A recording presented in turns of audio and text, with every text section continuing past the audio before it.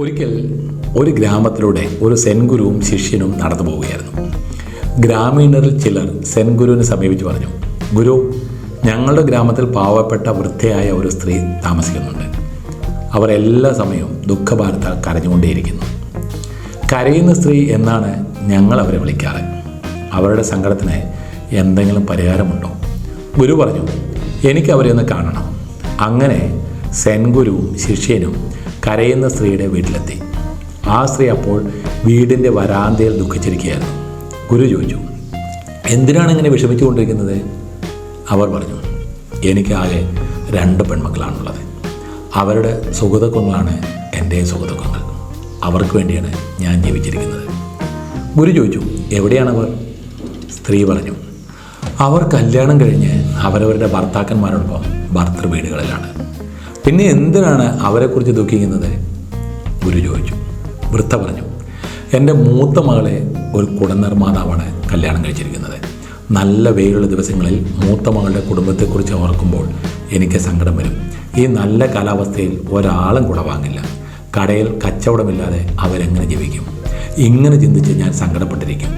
തനിക്കൊന്നും ചെയ്യാനാവില്ലെന്ന് മനസ്സിലാകുമ്പോൾ പിന്നെ കരച്ചിൽ വരും. ഓഹോ, അപ്പോൾ മഴക്കാലമായാൽ നിങ്ങൾക്ക് സന്തോഷിക്കാമല്ലോ? ഗുരു ചോദിച്ചു. വൃദ്ധ പറഞ്ഞു, ഇല്ല ഗുരു, എനിക്ക് സന്തോഷിക്കാനാവില്ല. എൻ്റെ ഇളയ മകളെ കല്യാണം കഴിച്ചിരിക്കുന്നത് ഒരു പപ്പട നിർമ്മാതാവാണ്.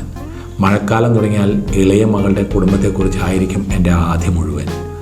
പപ്പടം നിർമ്മിച്ച് ഉപജീവനം നടത്തുന്ന അവർ നല്ല വെയിൽ ലഭിക്കാതെ പപ്പടങ്ങൾ എങ്ങനെ ഉണക്കിയെടുക്കും? കച്ചവടം നടക്കാതെ അവരെങ്ങനെ ജീവിക്കും? അത് ആലോചിക്കുമ്പോൾ എനിക്ക് കരച്ചിൽ വരും. ഗുരുവിന് കാര്യങ്ങളുടെ കിടപ്പ് മനസ്സിലായി.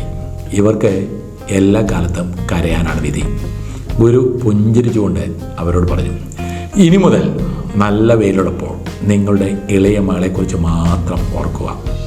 നല്ല വെയിലിൽ അവളുടെ കുടുംബത്തിന് ഒരുപാട് പപ്പടം ഉണക്കിയെടുക്കാനാവും. അതുവഴി അവർക്ക് ഒരുപാട് സമ്പാദിക്കാനുമാവും. ആ സമ്പാദ്യം കൊണ്ട് മഴക്കാലത്തും അവർക്ക് സുഖമായി ജീവിക്കാം. നല്ല മഴ പെയ്യുമ്പോൾ മൂത്ത മകളെക്കുറിച്ച് മാത്രം ചിന്തിക്കുക. അവരുടെ കുടക്കച്ചവടം നന്നായി നടക്കും. അങ്ങനെ അവർക്ക് ഐശ്വര്യം കൈവരും. ആ സമൃദ്ധി കൊണ്ട് അവർക്ക് വേനൽക്കാലത്തും സുഖമായി കഴിയാം. സെൻ ഗുരുവിൻ്റെ ഈ വാക്കുകൾ കേട്ടപ്പോൾ സ്ത്രീക്ക് ബോധോദയമുണ്ടായി. ഗുരുവിൻ്റെ ഉപദേശങ്ങൾ കൂടിയായപ്പോൾ വൃദ്ധയുടെ ചിന്തകളിൽ മാറ്റമുണ്ടായി. പിന്നീട് അവർ ജീവിതത്തിൽ ഒരിക്കലും സങ്കടപ്പെട്ടിട്ടില്ല. മറിച്ച് എല്ലായ്പ്പോഴും സന്തോഷത്തോടെ പുഞ്ചിരി തൂകുന്നവരായി മാറി. സന്തോഷം തേടിയുള്ള യാത്രയിലാണ് മനുഷ്യർ. പ്രശ്നങ്ങളില്ലാത്ത ജീവിതമാണ് സന്തോഷമെന്നാണ് പൊതുവെയുള്ള വിശ്വാസം. സന്തോഷമെന്നത് പ്രശ്നങ്ങൾ കൈകാര്യം ചെയ്യാനുള്ള കഴിവാണ്. കാരണം പ്രശ്നങ്ങളും പ്രതിസന്ധികളുമില്ലാത്ത ജീവിതമില്ല.